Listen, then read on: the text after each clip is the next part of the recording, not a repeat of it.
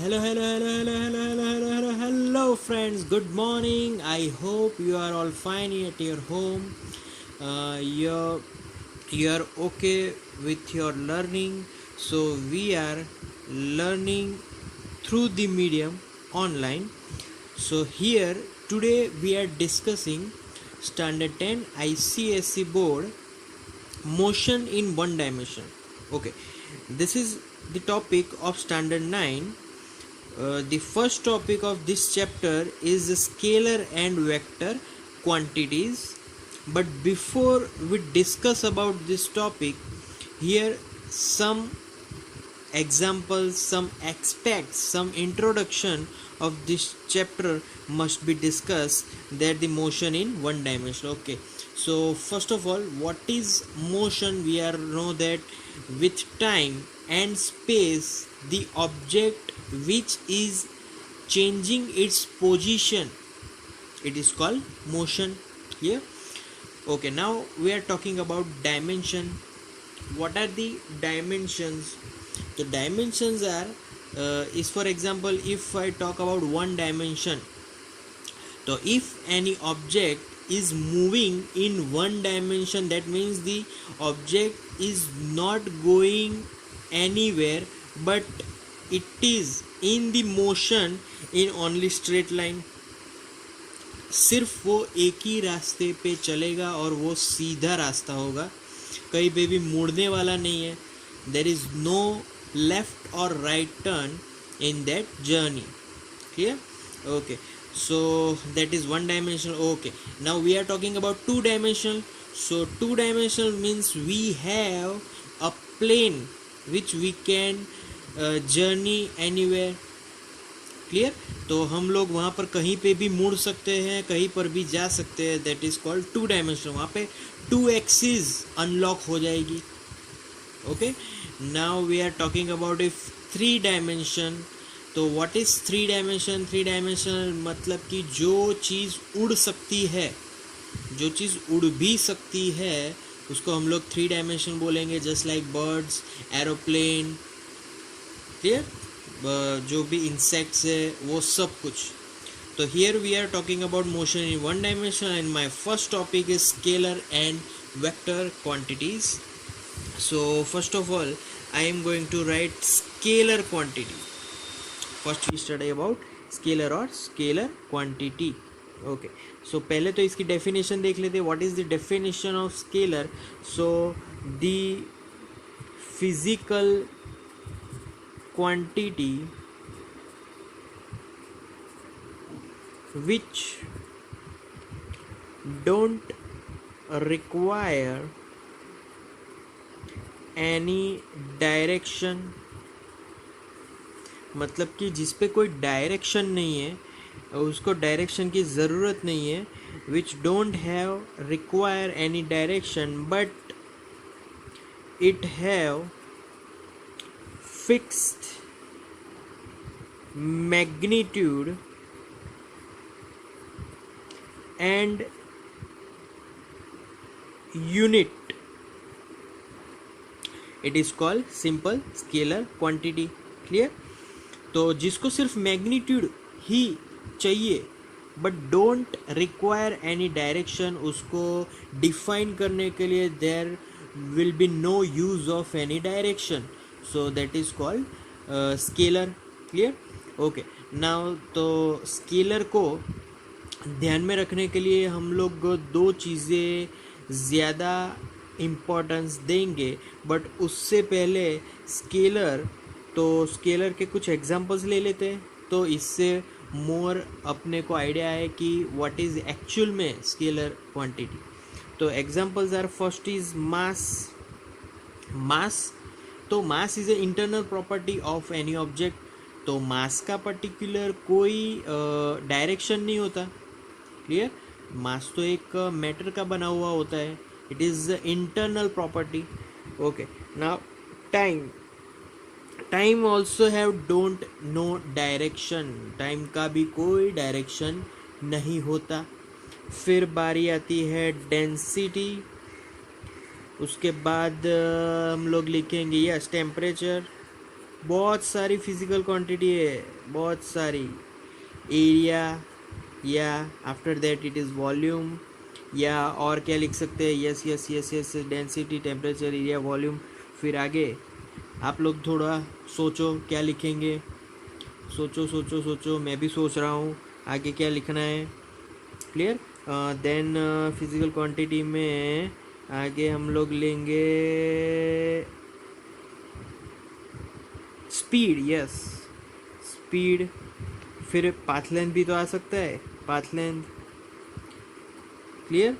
तो ऐसी बहुत सारी और भी क्वांटिटीज़ है, आप लोग देख लो कौन सी क्वांटिटी जिसमें डायरेक्शन का यूज़ नहीं होता।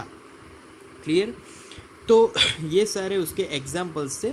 Now I am talking about the importance, मतलब कि factors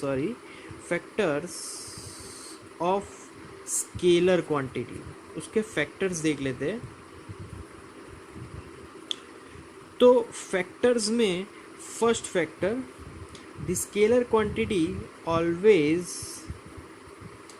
denoted by one definite value and with finite value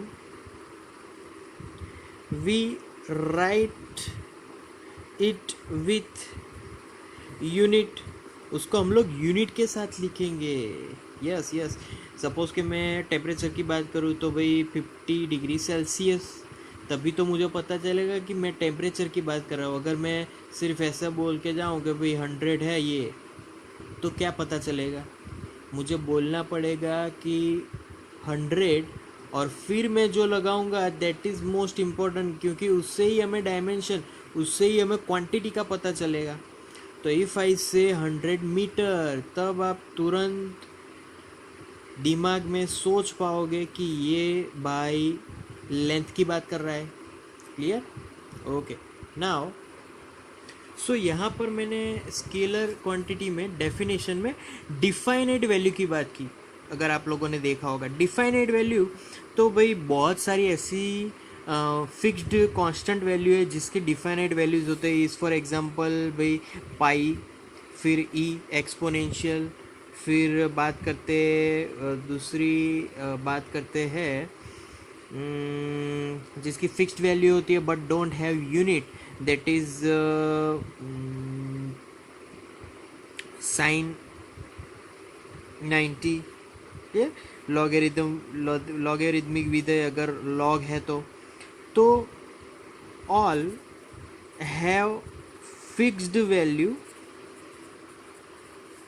but they are not physical quantity. हम लोग उसको फिजिकल क्वांटिटी तो नहीं बोल सकते, क्योंकि ये सब कोई फिजिकल क्वांटिटी नहीं है, ये सब कांस्टेंट्स है। They are called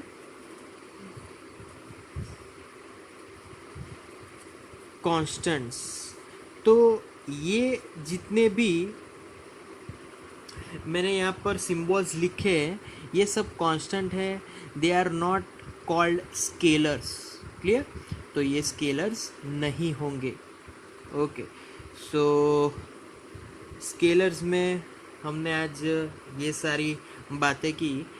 now in next topic we are talking about vectors. Clear? तो अब वेक्टर्स की बात कर लेते हैं। तो वेक्टर्स में क्या हमें याद रखना है, उसकी पहले डेफिनेशन देख लेते हैं। The quantity which require magnitude as well as direction, that quantity is called vector। क्योंकि वेक्टर जो क्वांटिटी है उस पे दोनों का हक है, मैग्नीट्यूड और डायरेक्शन दोनों का। Clear? Okay, so vector quantity, yes, उसके अगर एग्जांपल्स की बात करें तो starting from velocity, then acceleration, force, yes, momentum, displacement, आगे आगे आगे आगे आगे, yes yes yes, force, momentum, displacement, फिर आगे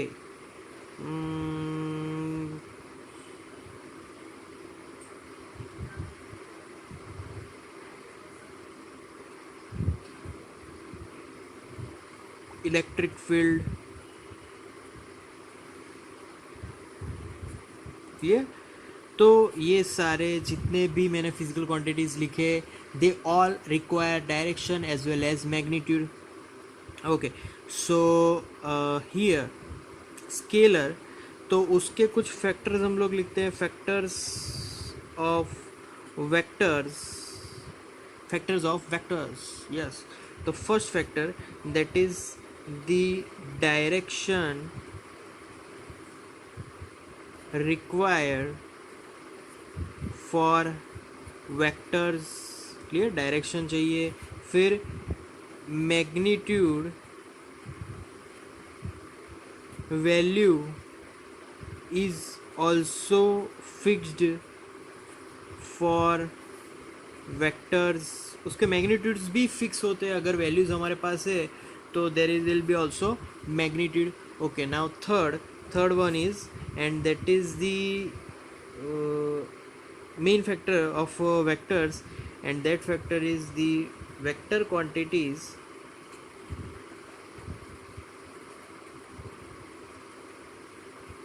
ऑल्सो राइट विथ यूनिट्स. हम लोग उसको यूनिट्स के साथ भी लिखते हैं. क्लियर, इलेक्ट्रिक फील्ड है तो इलेक्ट्रिक फील्ड के यूनिट के साथ हमें लिखना है vector quantity. Clear, so these are the factors of vectors. Okay, now अब वेक्टर्स को कैसे लिखेंगे हम उसकी बात करेंगे. सो यहाँ पर ऐसा मैं लिख सकता हूँ, how can we write scalars and vectors.